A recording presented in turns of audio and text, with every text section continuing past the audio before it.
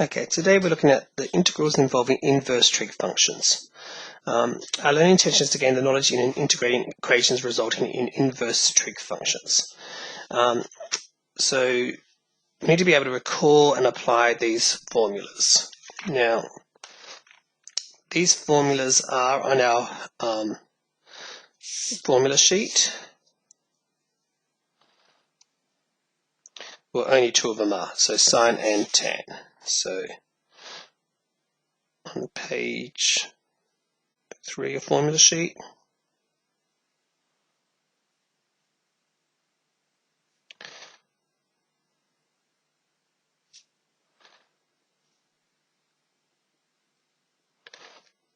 so the integral of 1 over the square root of 1 minus x squared dx equals inverse sine x plus c.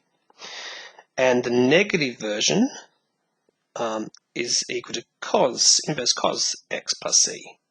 Yeah, so that's why you don't have that one, because you just take the negative sign and you get the same kind of thing. And then 1 over 1 plus x squared dx is inverse tan plus c. Let's see some. It's important to remember the derivatives. So if you get inverse sine x on a, that's going to give you 1 over the square root of a squared minus x squared. The derivative of inverse cos is going to give you negative 1 over a squared minus x squared. And the derivative of inverse tan x on a is going to give you a over a squared plus x squared. Okay, and that's the formulas that we get on our formula sheet. Now let's do some examples. All right, we want to find the integral of negative 2 1 minus x squared. Okay, I can take out that 2 at the front, and I can take the negative 2 at the same time.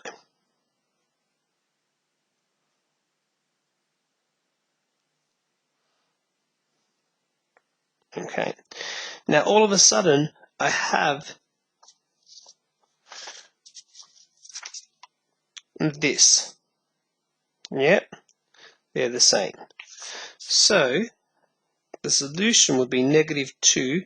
Well, this was going to be inverse sine. A is 1 anyway, so it's just going to be x plus c. So my solution will be negative 2 inverse sine x plus c. Alternatively, let's just take out the 2 at the front and leave the negative sign in there.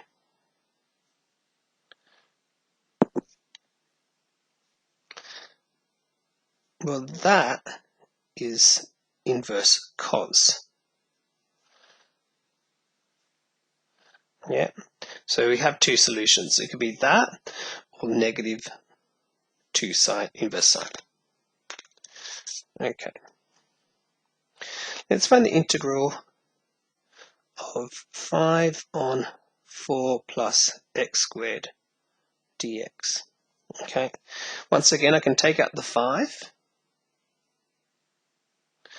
That gives me 4 plus x squared. Okay, now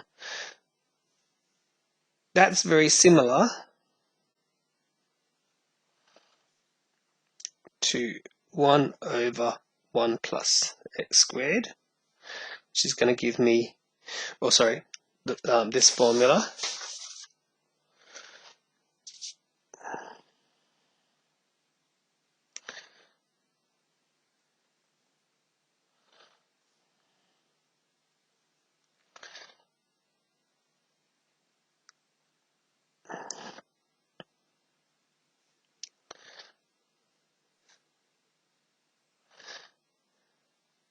Okay, so it's similar to this formula, right?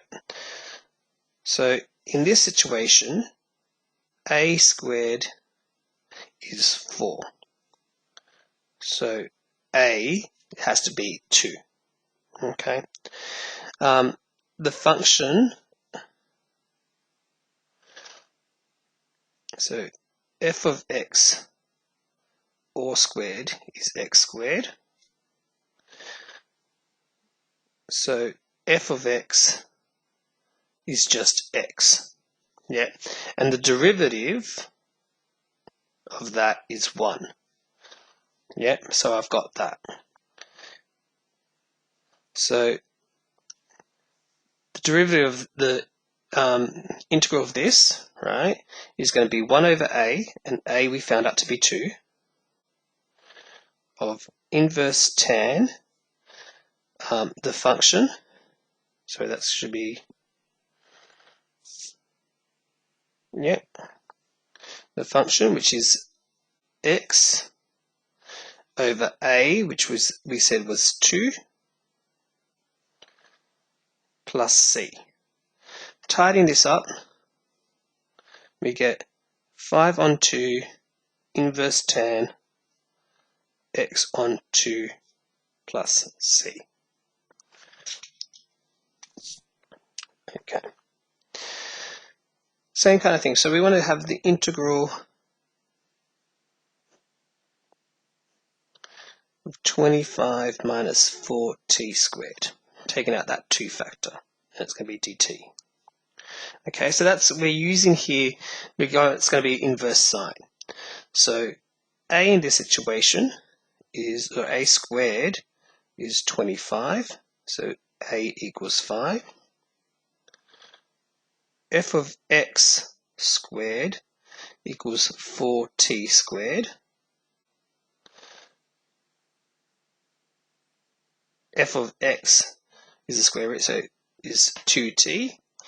If I differentiate that, I get 2, which is what we had up here.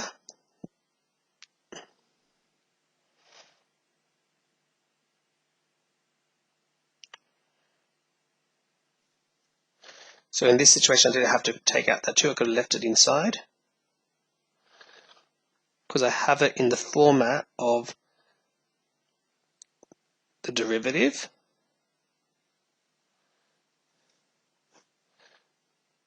over a squared minus the function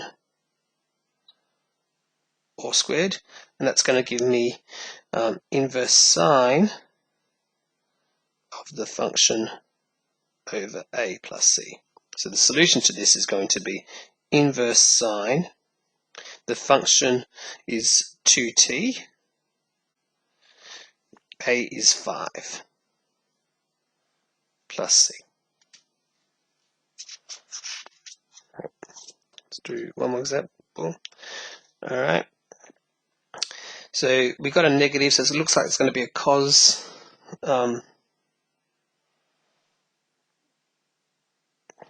Okay, but what I'm going to do, we've got a negative 2 and we've got a 5. I'm actually going to take that out.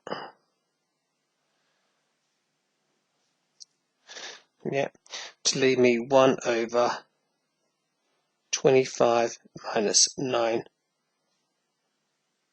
x squared. So in this situation, a squared is 25, so a equals 5. The function squared is 9x squared, so the function is 3x. The derivative is 3, which I don't have there. But what I can do is I can compensate that by multiplying it by a third. So the integral of that then, so if I did this,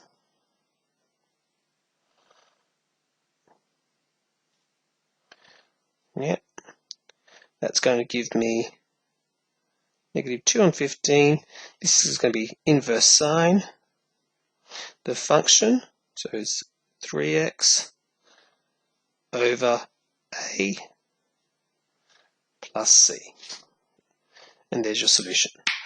Okay, good luck.